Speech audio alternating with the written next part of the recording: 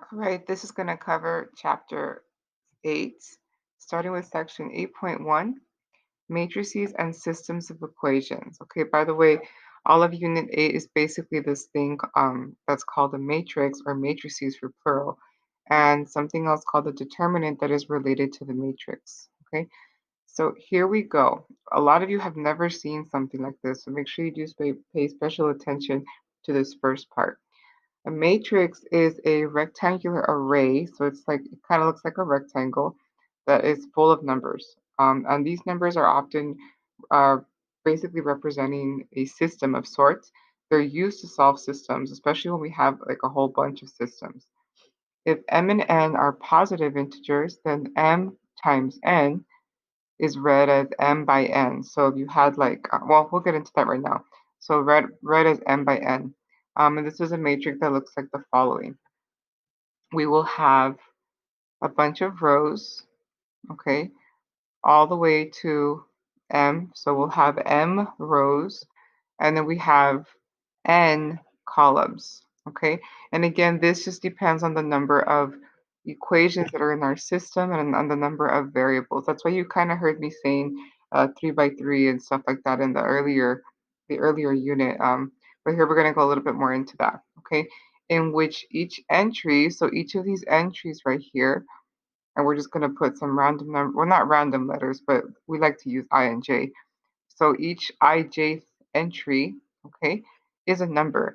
And the m and the n matrix has, like I said, m rows and columns. So just to kind of go a little bit into this part right here, if I were to just kind of pick a random one and say this right here, this entry would be A23, so it's the second row. So that's kind of like our I or M, if you want to think of it that way, and the third column. So row 2, column 3. Okay, and that's how you read these entries right here. Okay, we'll go more into some of the properties on this in section 8.2. Today we're going to just kind of go over a little bit on how to solve these using something called row reduced echelon form. But before we do that, okay, let's determine the number of rows and columns of these simple examples right here, or the dimensions. So if you're asked to find the dimensions of a matrix, you're looking for the rows and the columns. How many rows, how many columns? Okay, so let me get a different pen. For this first one, okay, we have, let's see, we have row 1. So there's only one row and there's only one column. So this would just be one row, one column. Remember that row is our m and column is our n. So this would be a 1 by 1 matrix. That's a 1, not an absolute value. So 1 by 1 matrix. Okay.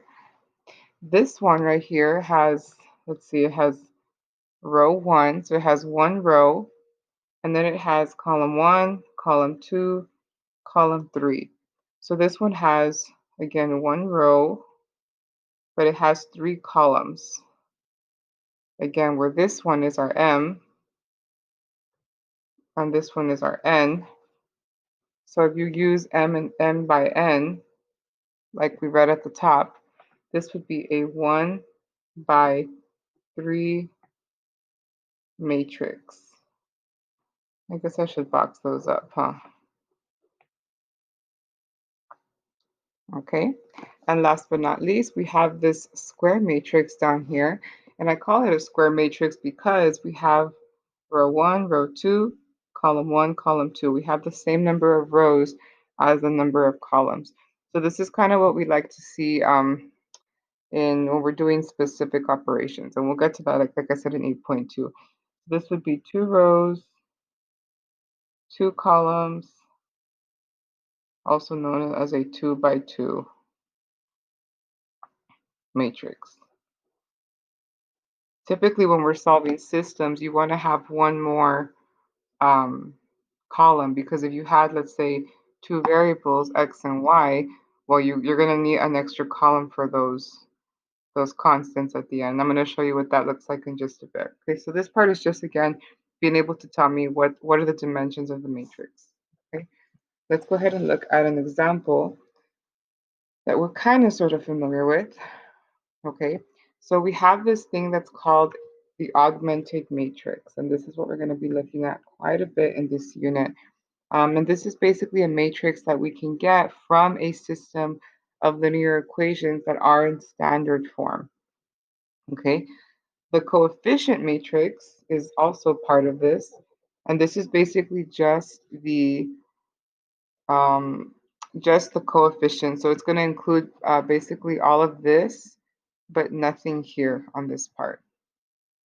Okay, so let's all right, so let's see how this works in an example. Example 2, it says write the augmented matrix for this system. Okay, so what the augmented matrix is going to do, it's going to take all of the coefficients of these variables and the constants. Okay, so if you want, if it helps, you can put all the numbers in. One, there's a 1 there, there's a 1 there, there's a negative 1 here, there is a negative 1 here, and it looks like that's it. It does have a special note up here that says that if you're missing a variable, you do have to put a 0. Okay, so that's super duper important. So here's what the augmented matrix would look like. We're going to take all of our coefficients from this row and we're just going to write them down. So it would be 1, 1, 1. So the 3 ones, and then the 2 over here. Okay, and I'm going to put that a little bit separated. Next line or next row, 2, negative 1, 3. And then again, my constant here at the end, negative 1. And then last but not least, negative 1, 2. Oh, we forgot a negative 1 there. Okay, negative 1, and then the 4 here on the side. And then we kind of make like a little bracket looking thing here to make the matrix. And this would be our augmented matrix, okay?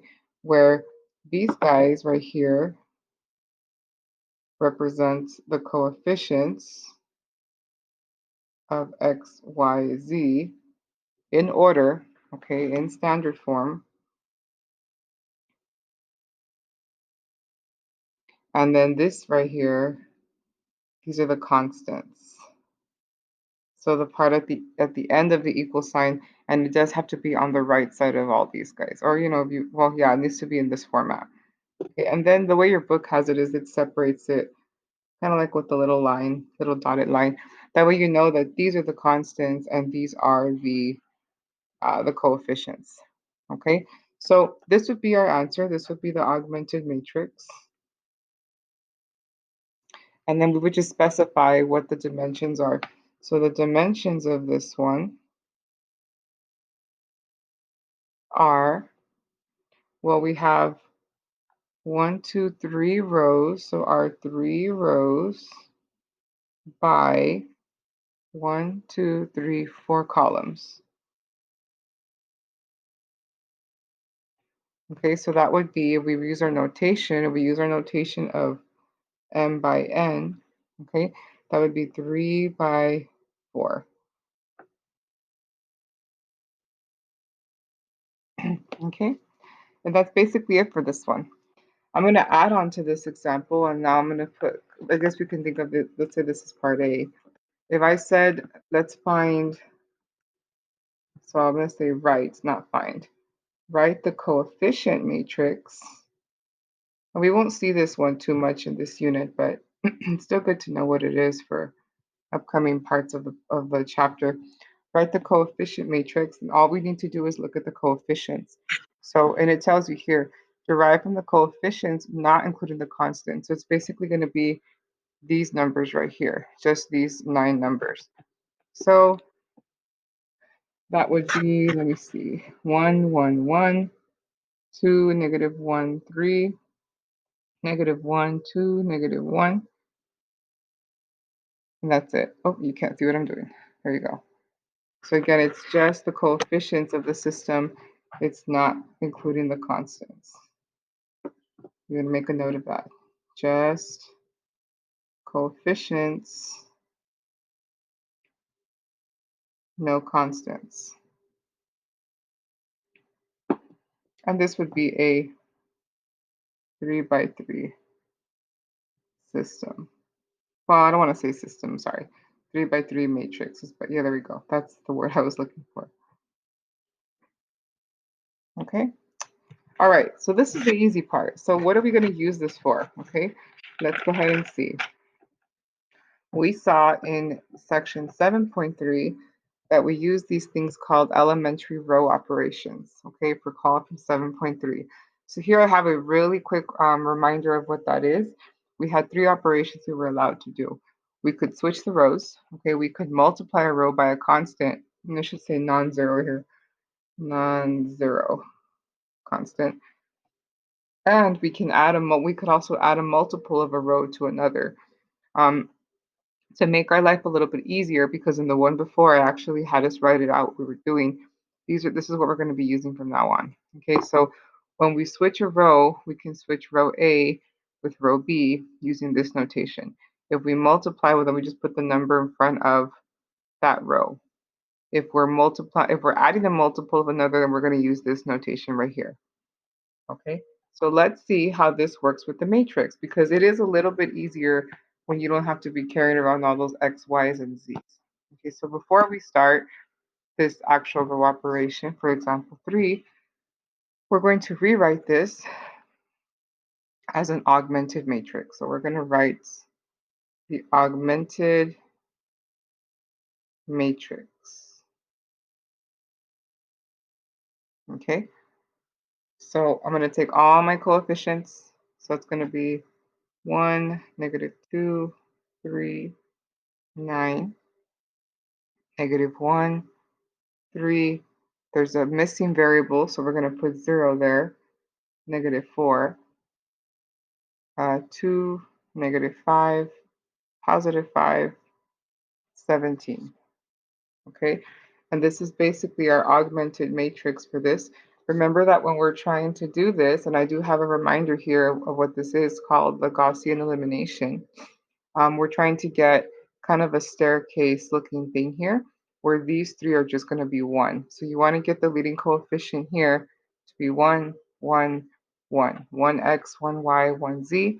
Now we're going to have it in matrix form, where we want 1, 1, 1. Okay, so if you want here on the side, this is the goal. Okay, you might want to write this down. Okay, we want it to be 1, number, number, number. This would be a 0, 1, number, number. This would be a 0. This would be a 0, 1, number, number. And of course, we have our little line there. The line is optional, okay? You don't have to put those dashed lines if you don't want to. But this is what we want, okay? This is what we want, because if we get this, well, this would represent Z, okay? This would represent Y, and this would represent X. So you're kind of thinking, where did my pen go? You're kind of thinking X, Y, Z. So X's, Y's, Z's. And it works the same way if you go back this way. Okay, so again, this is the goal. So let's see if we can do this. We're going to start. This is those problems that take a lot of space. Okay, so I do have some more space on the other page. We're going to start with looking at the first row. So this is row, they want to do A, B, and C, so we can go with that. This is row A, row B, and row C. They want to make sure that row A starts with a 1. So row A does start with a 1, so we don't have to flip any rows. We're good with row A. Row B does not start with a 1. In fact, we need to get rid of this number 1. So the first row operation that I'm going to do here, okay, is I'm going to add row A and row B to get rid of that -1. So I'm going to do row A plus row B. And that, I mean, really, it's kind of like the third.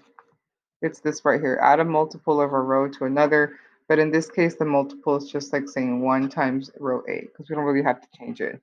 So what is that going to look like? So let's see. 1, -2, 3, 9, -1, 3, 0, -4. And I'm just going to add these two together. So I'm adding these two together. That'll give us 0. This is going to give us 1. 3 and 0 is 3. 9 and negative 4 is 5. Okay, so this is now our new row B. Okay, so in 7.3, we just called them equations, but now we're going to use rows since we're dealing with matrices. And we're going to replace this with this one. So let's go ahead and do that. So we're going down to this point, 1, negative 2, 3. Oh, let's see, I forgot my dash line there. Again, that part's optional. 9. We take our new row B. So 0, 1, 3, 5. Okay, and just copy row C. So 2, negative 5, 5, 17. Okay, and now this is going to be row A, row B, and row C. Excuse my voice, it's a little bit early right now. From here, we do have that 1 here, we have the 1 here. Now we just have to fix the third row because this one doesn't have the 0 here or here, and it also doesn't have the 1 there. So the next thing I'm going to do is try to fix the third row here. To get rid of that 2, I need a negative 2. So what I can do is I can multiply row A by negative 2. So negative 2 times row A, and I can add that to row C. So plus row C. So we're going to do that right here. So let's see. Negative 2 times 1, negative 2, 3, 9 is going to give us negative 2, positive 4, negative 6, and negative 18. And I'm going to add this one to row C. So 2, negative 5, 5, 17. Okay, that gives us the 0 we wanted here. 4, negative 5 is negative 1. Negative 6 and 5 is also negative 1. Negative 18 and 17 is also negative 1. So this is now our new row C.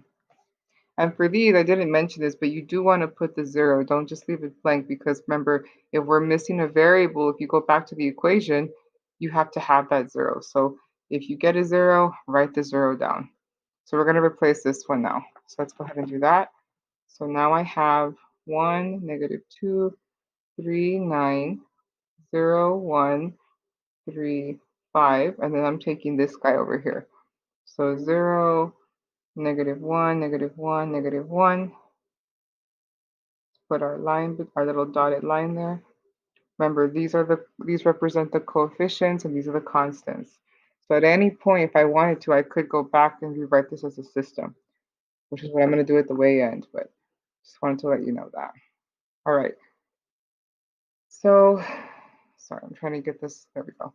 Row A, row B, and row C. So now we're almost there. Now we need to get rid of this one because remember you want it to be 1, 1, 1. So we still need a 0 around this in this row here. So I'm going to get rid of negative 1. We can add it to 1, right? So you can see that in row B we have a 1. So let's just add row B plus row C. Okay, so that would be like this: 0, 1, 0, 1, 3, 5.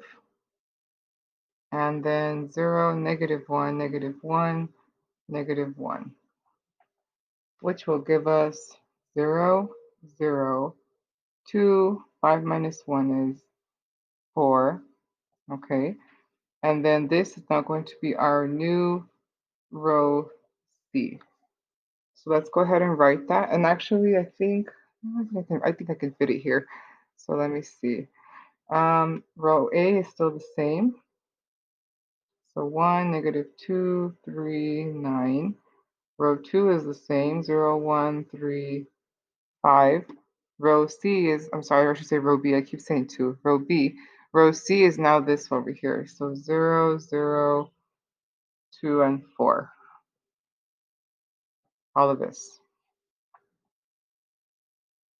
put our little dash line here. This is row A now, this is row B, this is row C. We're almost there, but now we have to get rid of that too, okay? So for this one, I'm gonna go ahead and, you know that to get a 1, you could divide it by 2, right? But we don't say divide, we're gonna multiply instead. So for this last row operation, I'm going to multiply RC by a non-zero constant, and that non-zero constant is going to be the reciprocal of 2, which is 1/2. So 1/2 times row C. So I didn't need to put another arrow, but yeah, so we're going to take row C, 0, 0, 2, 4, and I'm going to multiply it by 1/2. So 1/2 times 0 is still 0. 1/2 times 0 is still 0. 1/2 of 2 is 1. 1/2 of 4 is 2.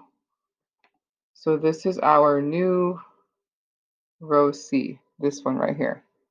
Okay, I'm going to go ahead and go on to my next page because I'm out of room, but basically I'm going to rewrite this, and replace the third row with what I just found right here for row C. So let's go ahead and do that. So we have 1, -2, 3, 9, 0, 1, 3, 5, 0, 0, 1, 2. This is row A, row B, and row C. So from here, we can see that we have our leading coefficients of 1. Okay, so at this point,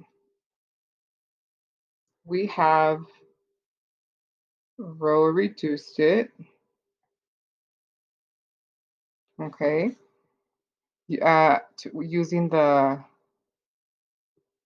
Gauss elimination. You cannot see elimination method. Okay, where these leading coefficients are all 1. So what I can do now is I can rewrite this as a system. So now we're going to rewrite as a system. So we're going to go back to the system to solve. So all I have to do is I'm going to kind of go back to what I was showing you right here. Okay, this part right here. I'm going to put all the letters back in. So if you want to think of it like this: X, Y, Z, X, Y, Z, X, Y, Z. Yeah? But of course, you're only going to write the ones that have numbers. So this would be the same as saying X minus 2Y plus 3Z. And then where the dashed line is, that's kind of like our equal sign, equals 9.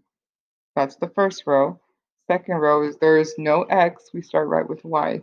So Y plus 3Z equals 5. That's the second row. And the last row is no X, no Y. There's a Z. So Z equals 2. And this would be our system of linear equations. Okay. Now from here we can solve. So we already know based off of this that z is equal to 2, so we're already done with one part. I'm going to back substitute to find y and x. So let's go ahead and do that. So we know z equals 2. So to find y, and let me move this over here so we can see this. To find y, we're going to substitute or plug in. Substitute z equals 2 into y plus 3z equals 5. Okay, so y plus 3 times 2, because z is equal to 2, equals 5. Y plus 6 equals 5. Subtract 6 from both sides, and we get y is equal to -1. Okay, so now we have z and y. To find x, use x minus 2y plus 3z equals 9. So now we're finding the last one, okay? So x minus 2 times -1 plus 3 times 2 equals 9. Work this out. We get x plus 2 plus 6 is equal to 9. X plus 8 is equal to 9. Subtract 8 from both sides. X is equal to 1. We might have done this example already. I don't remember anymore. But now you can see how it relates with the matrices. Okay, so x, y, z. Remember that our solution is always written as x, y, z. So it's going to be 1, -1, and 2. And in this case, we do have a unique solution. Okay, so that is one example of how to do this using matrices. And it's kind of the same as what we did in 7.3, but it's a little bit easier because we don't have to write as many, letters and stuff. We can go kind of just use the numbers. So now we're going to look at something that's a little bit more to this. Okay, you have some stuff to write. We have row echelon form and reduced row echelon form. This part I tend to say it backwards, row reduced. It's the same thing though. Okay, so basically this is what this is. We have a matrix in row echelon form has the following properties. Any rows that have zeros are at the bottom. Okay, like if you have just zeros, those are always going to be at the bottom. And it does happen sometimes. For each row that does not have just zeros, the first non-zero entity is a 1. This is the leading 1. So kind of like what we did right now. Okay, so what we did right now, we used row echelon. We were trying to get the row echelon form using the Gauss elimination method. Okay. For number 3, for two successive rows, so 2 rows back to back, the leading one in the higher row is farther to the left than the leading one in the lower row. So this is that staircase look that you're looking for. 1, 1, 1, kind of like a diagonal. Okay. And finally, we have that a matrix in row echelon form is in reduced row echelon form when every column that has a leading 1 has zeros in every position above and below its leading 1. Okay, so we're going to kind of look at that for the last example so you can see how that one works. And those are kind of cool because basically once you have it in row reduced form or reduced row form, I like I said, I said it backwards. You don't have any more work to do because you have all the answers. Okay, so before we do that, let's determine if these are in row echelon form, and if they are, if they're in row reduced echelon form. So let's look. For letter A, we have, let's see, we have our 1, so the 1 is good to go here, but this one is a 2. So right away, this is not going to work because there's no leading 1 for this term. If there was a 1 here, then this would have been row echelon form, but it's not. And one thing to note, if it's not in row echelon form, then it's definitely not in row reduced echelon form or reduced row echelon form. Okay. Next one, we have our leading ones. So 1, 1, 1. Notice that all the numbers in front of the ones, at least the ones down here, are zeros. So we are good to go in that part. So we do have row echelon form for this one. So row echelon is a yes. Now we're going to see if it's in reduced row or row reduced echelon form. So for this one, it has to have, think of it like this. Think if we had our little line there, like the augmented matrix. All of these guys have to be zeros except the diagonal. That's one way to think about it also. As long as these are all 1 and these are all zeros, then it doesn't matter what these are, because if you solve this, this would be x equals 2.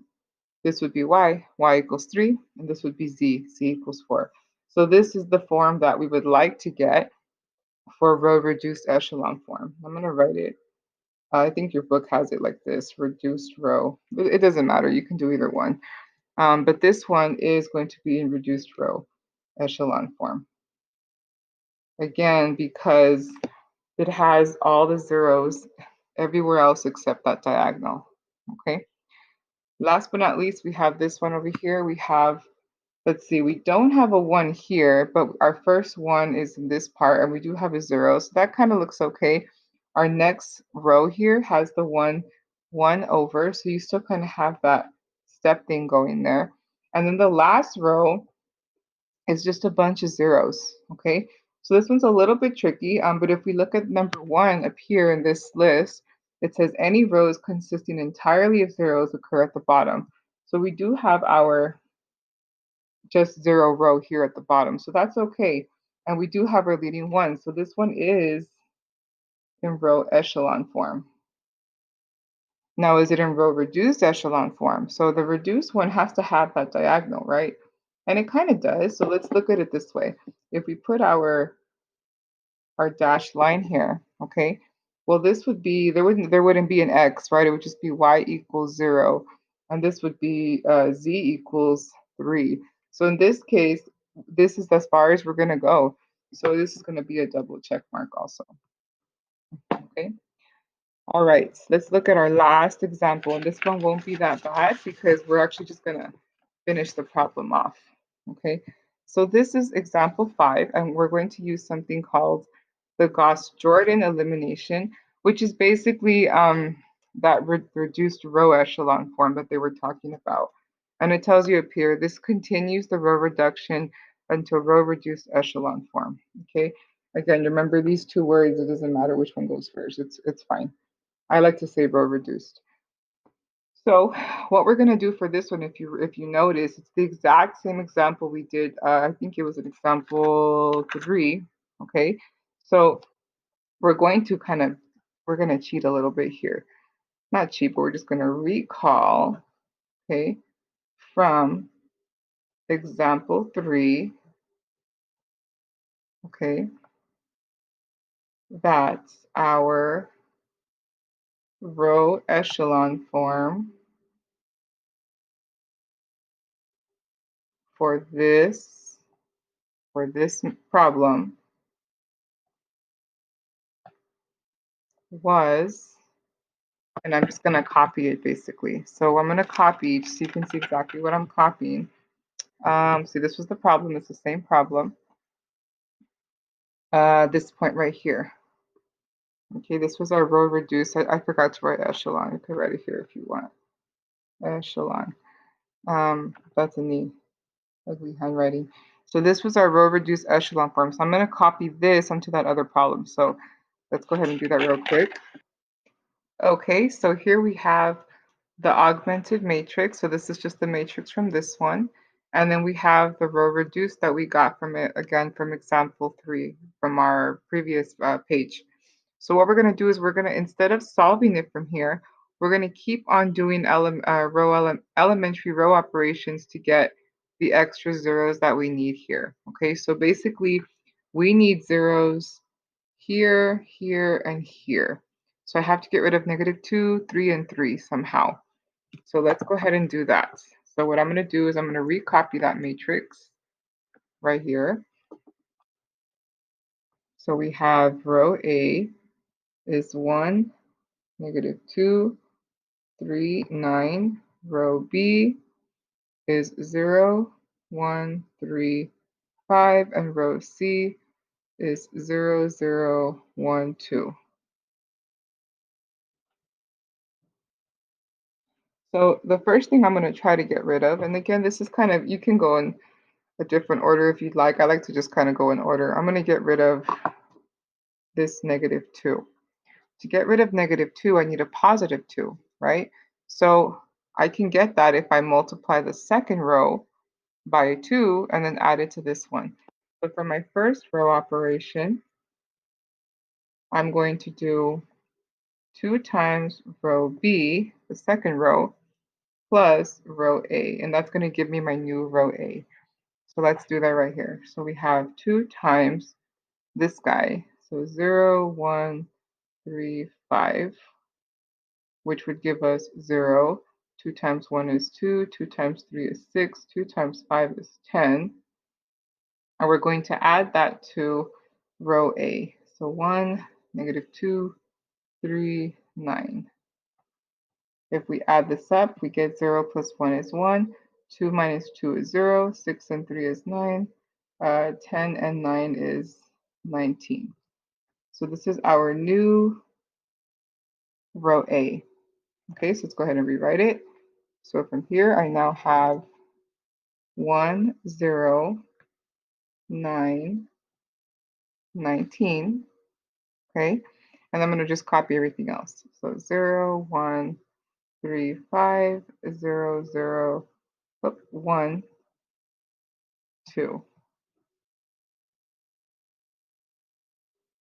Okay, and again, this is row A, this is row B, and this is row C. So now it looks like we're kind of sort of there. We still have to get rid of the 9 here. Okay, so I have a few options. I can get rid of it using this guy, row 3, because there's a variable there, right? There's a 1, or I can use row B. I'm going to use row C because 1 is easier to work with than a 3, okay? So again, you have options on this part. I'm going to use what I think is the easier one. I'm going to multiply row C by -9 because that would give me the -9 to get rid of the +9 here, okay? And I'm going to add that to row A. So let's see, -9 times row C, so 0, 0, 1, 2, it's going to give me 0, 0, -9. -9 times 2 is -18, okay? And I add this to to row A. So I lost track of where I was at for a second. 1, 0, 9, 19. Okay, and that's going to give me 1, 0, 0, -18 plus 19 is 1. So this is now my new row A. So let's go ahead and replace that now. So we have 1, 0, 0, 1. Okay, second row is the same, 0, 1, 3, 5. Third row is the same, 0, 0, 1, 2. And we're almost done. This is row A, this is row B, this is row C. Okay, we're almost done.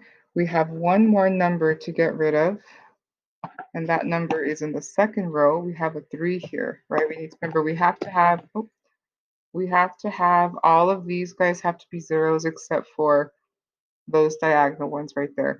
So to get rid of 3, I need a -3. So again, I'm going to use row C for that. I'm going to multiply row C by -3 and add that to row B. Okay, so -3 times row C, so 0, 0, 1, 2 is going to give me 0, 0, -3, -6. Okay, and I'm adding this to the second row. So 0, 1, 3, 5. I'm kind of trying to squish it here because I'm like, this is all the space I have. So that's going to give me 0, 1, 0, -6 plus 5 is -1. So this is now our new row B. So let's go ahead and write that down. That's going to be, row 1 is the same. So 1, 0, 0, 1. Row B is now this over here. So 0, 1, 0, -1. And row C is that. So 0, 0, 1, 2. Put our little line. Now we can see that we have our ones in a diagonal. Everything else in this part right here where the coefficients are all zeros. This is row A, row B, row C. And if you were to solve this, okay, so if I were to write the system, I would get x equals 1, y equals -1, and z equals 2. And by golly, that's kind of what we wanted, isn't it? So at this point, you have reached reduced row echelon form. Oof, I'm out of room. Reduced, or row reduced, whatever you want to say. Row echelon form. So the solution for this one is basically this. If you wanted to write it, the way we did before, it would be 1, -1, and 2. And you'll notice that this is the exact same solution that we got for the previous example. Okay, so that is it, guys, for this video. If you have any questions, as always, let me know.